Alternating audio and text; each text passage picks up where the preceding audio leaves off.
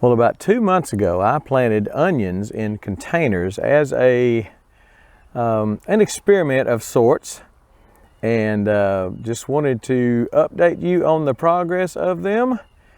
I think you're going to be impressed. I am.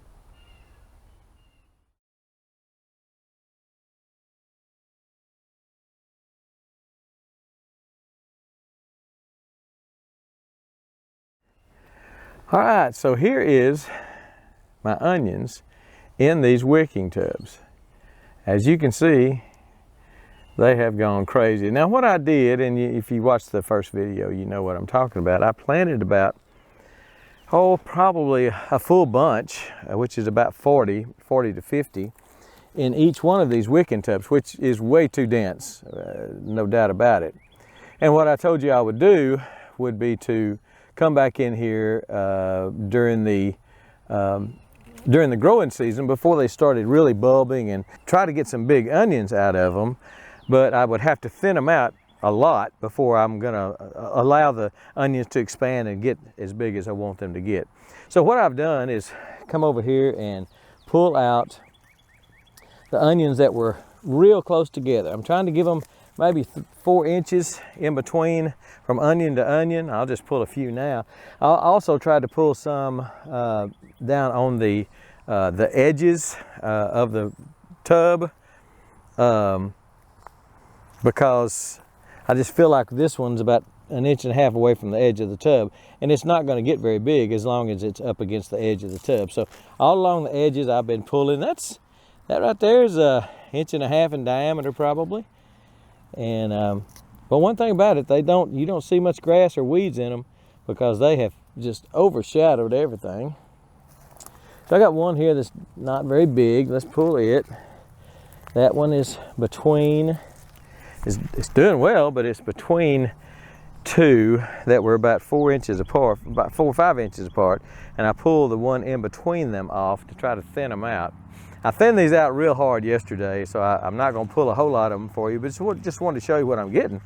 Again, that's 2 months. This is middle of April, and normally we don't pull onions around here till the first week of June. Thereabouts, around the first week of June. So even though some of these are starting to go to seed, some of these are starting to bolt right there. You can see that.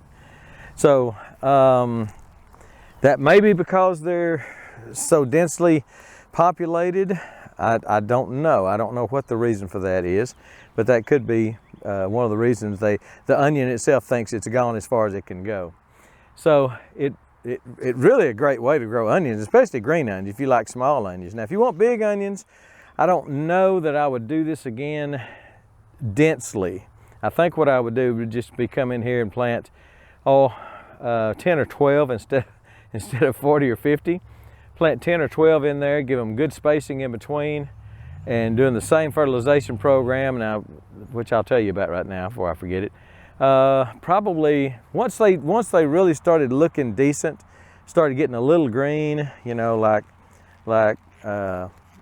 just like that one there is not very big. Once it got maybe 6 or 8 inches tall, and it was starting to get green, and you could tell the roots were starting to take hold. I sprinkled some 20-20-20 on top, watered it in on all these tubs, and that kickstarted them. Man, that really kickstarted them good.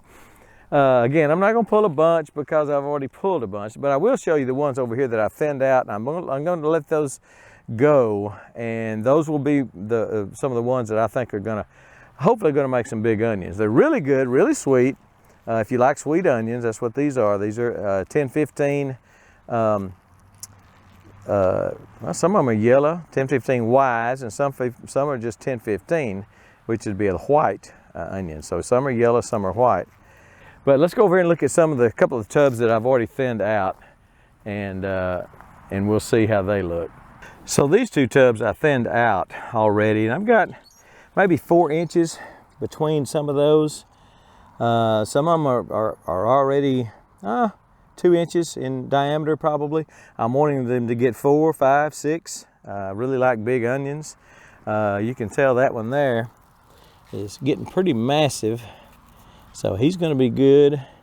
And the rest of them, those 2 may be planted a little close together, those two there. But I'm gonna let them go. I'm just gonna see what they'll do. Again, this is an experiment for me and for you. If it's something you might want to do, this one I've started thinning out some. The first two I really concentrated on thinning, and we've given away onions. We've eaten onions. When you plant 40 per tub and you're trying to thin them out because they're all starting they're starting to bulb, therefore they need to be thinned out. They need to give the onions, the ones you want to get big, need to be given a chance to get big, and so thinning them right now is the thing to do. Problem is, we can't eat, I don't know, 100, 200 onions this week, so we're doing what we can. These two especially are gonna be for big onions, and you know, that's 10 or 12 per, so that'd be 20 big onions. Usually I raise maybe 100, onions thereabouts, and all of them get big. But you know, again, this year's just kind of experiment. But look at the tops on these things. Now, a hailstorm came through about a month ago. We've had a couple of hailstorms, but first one came through about a month ago and broke off some of these things. I noticed the morning after that, a lot of them were broke down, broke down or whatever. They're not broke off. But I noticed that right away and thought it might hurt them, might stun them, might do something, but it really has not.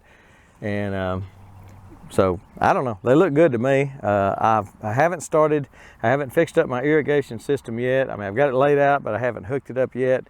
This is the irrigation system from another garden, and I'm just repurposing it this year because I moved all my containers over here, my container garden over here from over there where they were in that garden plot.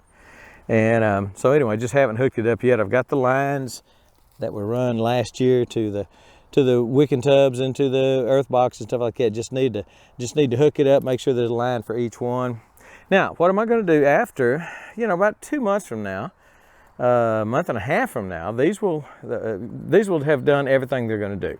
So I'll pull them up, and then it's probably going to be tomato time. I think by that time I should have some clones of some tomatoes, and to try to stretch my determinate tomato crop out another month or two.